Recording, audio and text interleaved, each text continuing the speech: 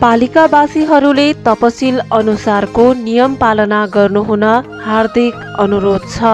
सामाजिक समस्या जस्तै बालविवाह, श्रम शोषण, दाइजो प्रथा, बहुविवाह, छुवाछुत, मद्यपान, जुवातास, घरेलु हिंसा, लागु औषध सेवन, अन्धविश्वास, सामाजिक भेदभाव लगायत अन्यको खुलेर प्रतिकार गरौँ र यस्तो भए गरेको पाइएमा सम्बन्धित निकायलाई कारबाहीको लागि जानकारी गराउँ। जन्म दर्ता, मृत्यु दर्ता, विवाह दर्ता, बसाइसराई लगायत अन्य घटना दर्ता सम्बन्धी काम समयमै गरौँ।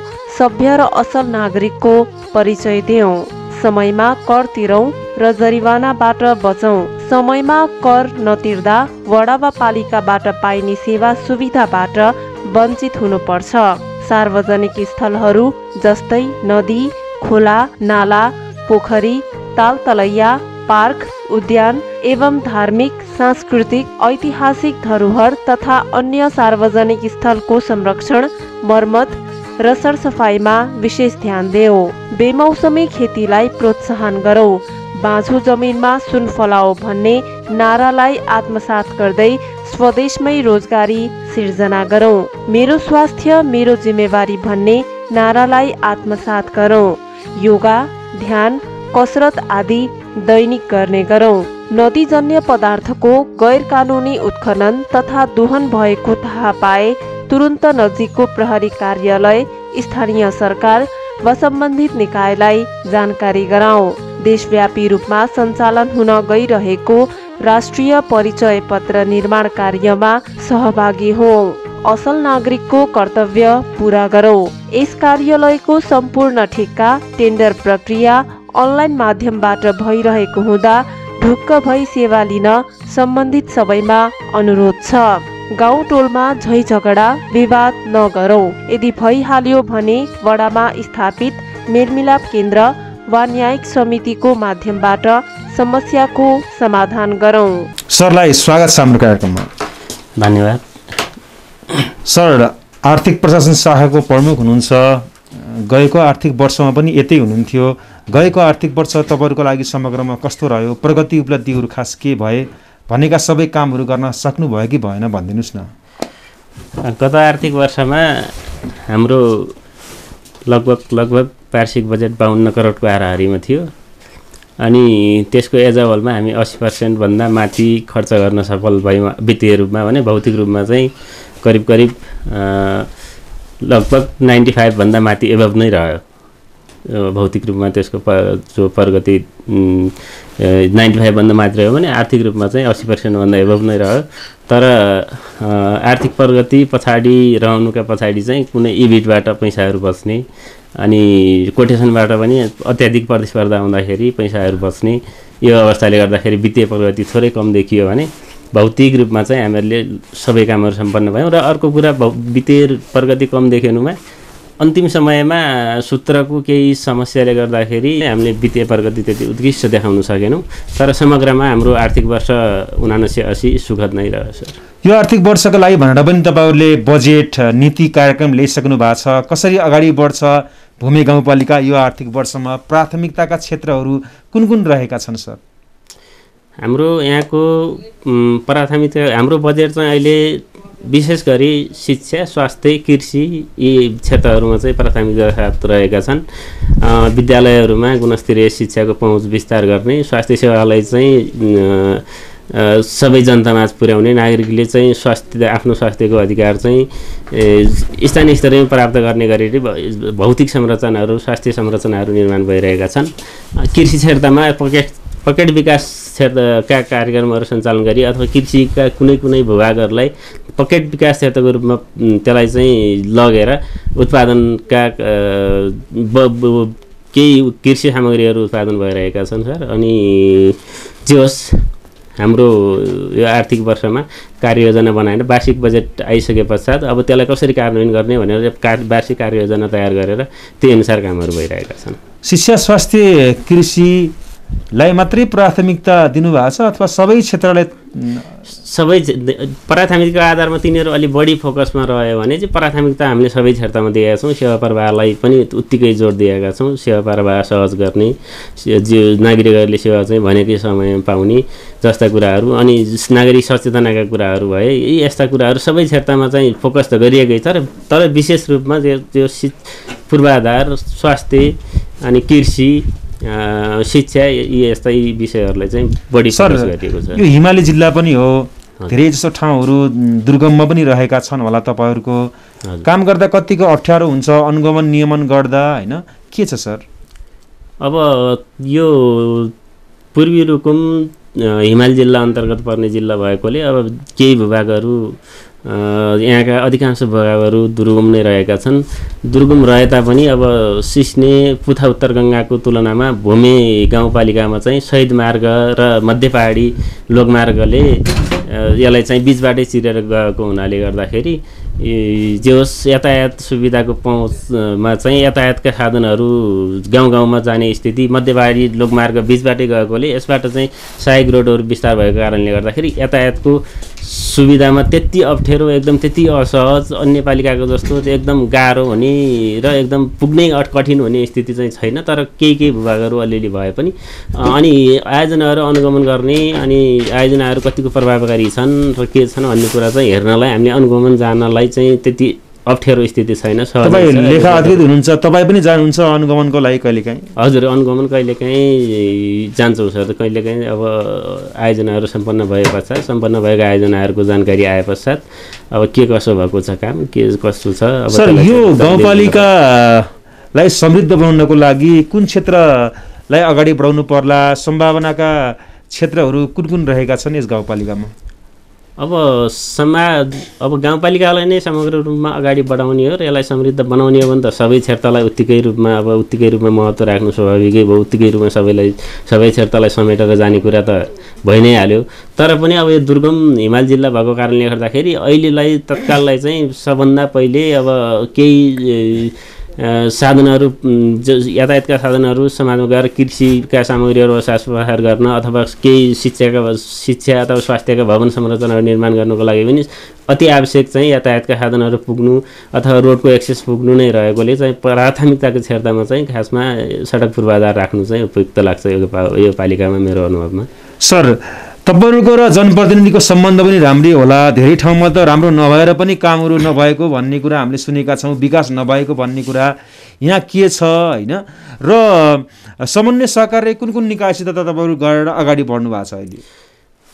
हाम्रो सम्बन्ध चाहिँ सकेसम्म अब पालिकाको टिममा जस्तो पदाधिकारी र कर्मचारी बिच त समन्वय हुने नै भइहाल्यो। हामी त्यस्तो जुन अन्य पालिकाहरूमा देखिएको जस्तो विभेद, अन्य पालिकामा जस्तो देखिएको विवाद जस्तो चाहिँ यहाँ छैन।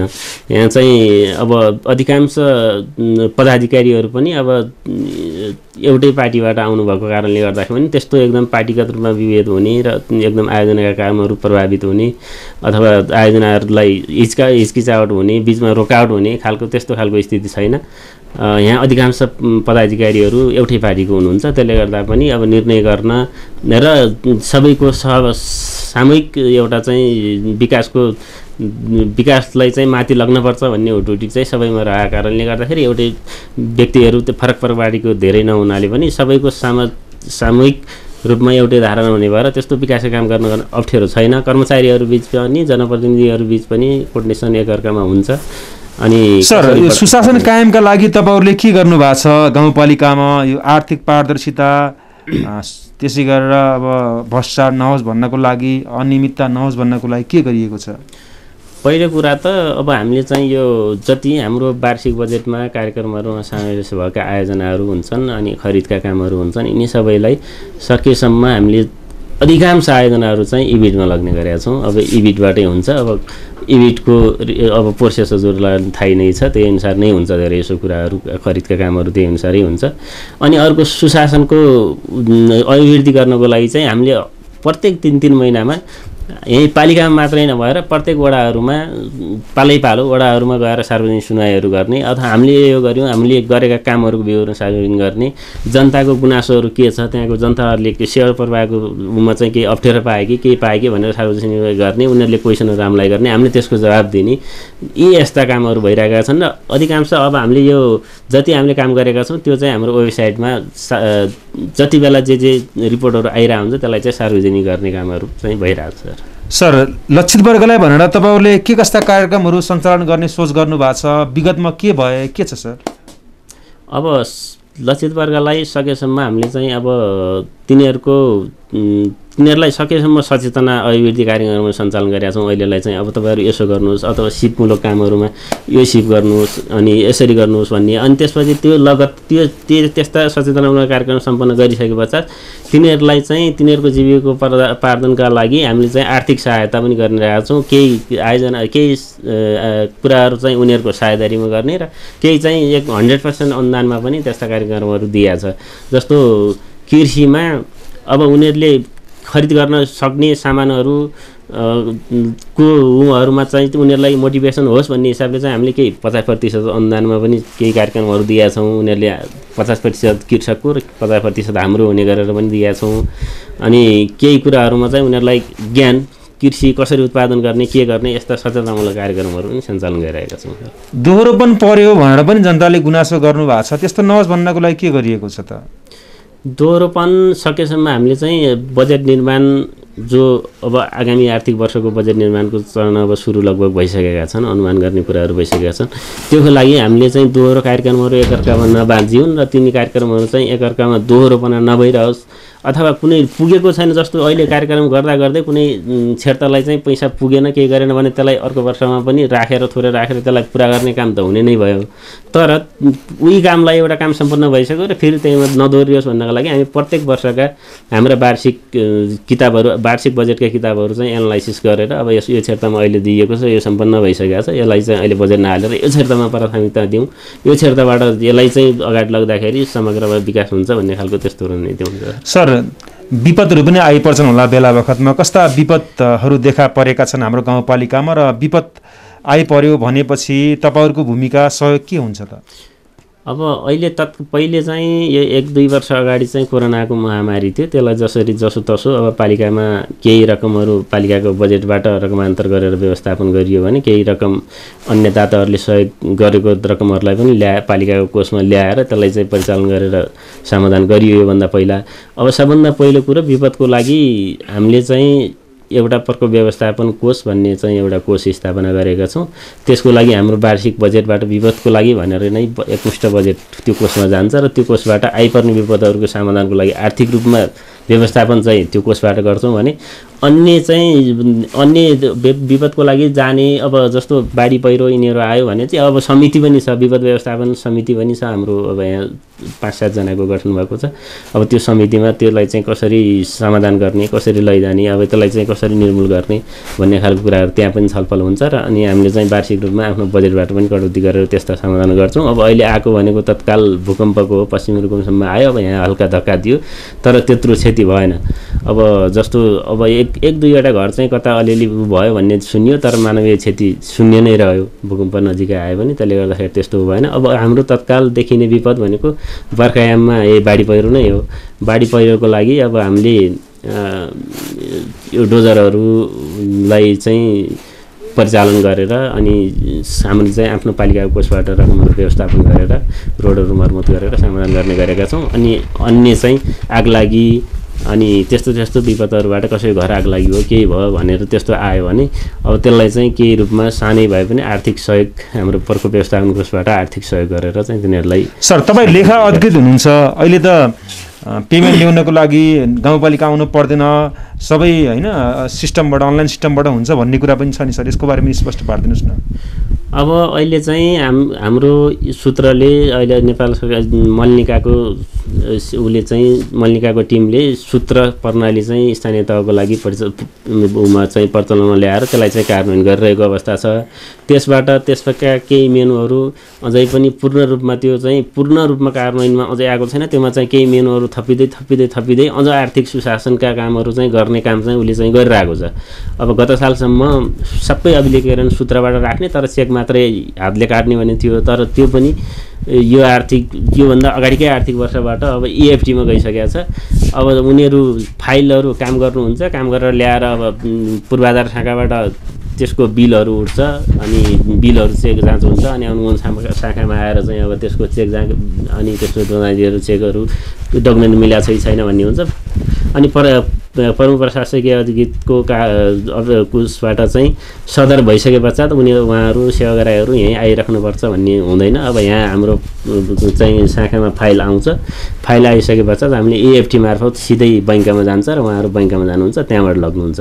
अब अहिले चाहिँ धेरै कुराहरू प्रणालीमा आइसकेको हुनाले चाहिँ अहिले सेवा प्रवाहमा धेरै सहज र सुशासन पनि यसले चाहिँ सुशासनमा यो सरकारी निकायहरूलाई सुशासनमा पनि बाँधिरहेको अवस्था छ। अन्तमा यो भनिदिनु सर, भावी सोच योजना गाउँपालिकाको के रहेको छ? तपाईँ अब लेखा अधिकृत हुनुहुन्छ, त्यसै गरेर प्रमुख प्रशासकीय अधिकृतहरूको पनि सोच के रहेको छ? कसरी काम गर्ने के छ सर? अब सकेसम्म अब अहिले हामी यो आर्थिक वर्ष 80-81 को बजेटमा नै टार्गेटेड रहेर काम गरिरहेका छौँ। अब यो आर्थिक वर्षको बजेटलाई चाहिँ कसरी कार्यान्वयन चाहिँ यसलाई चाहिँ अधिकतम प्रतिफल दिने गरेर 100% नभए पनि अब कसरी चाहिँ अधिकतम जति हामीले यो बजेटबाट टार्गेट जति चाहिँ एचिभ गर्न सक्छौँ भन्ने कुरा अपेक्षा राखेका थियौँ, यसलाई चाहिँ कसरी पुरा गर्ने भनेर यहीमा केन्द्रित रहेर छलफल भइरहेको छ। त्यो लगतै अब आगामी वर्षको बजेट पनि कसरी त्यसलाई चाहिँ राम्रो र जनताको प्रतिनिधित्व हुने गरेर बनाउने अथवा नागरिकले चाहिँ नागरिकले अपेक्षा गरे अनुसार कसरी त्यो बजेटलाई बनाउने भन्ने उमा पनि टार्गेटमा रहिरहेका छौँ। एकअर्का बीच प्रतिनिधि, कर्मचारी, प्रमुख प्रशासकीय अधिकारी, शाखा प्रमुख सबैसँग कोर्डिनेसन भइरहेको छ। अब सकेसम्म अहिले चाहिँ हामी यो आर्थिक वर्षको बजेटलाई चाहिँ कसरी प्रभावकारी रूपमा कार्यान्वयन गर्ने भन्नेमै छौँ। अब अहिलेलाई चाहिँ त्यो साथसाथै अब आगामी वर्षको बजेटको प्रोसेस पनि चलिसकेको छ सर। समय र जानकारी दिनुभयो, धन्यवाद सर। हस्, धन्यवाद।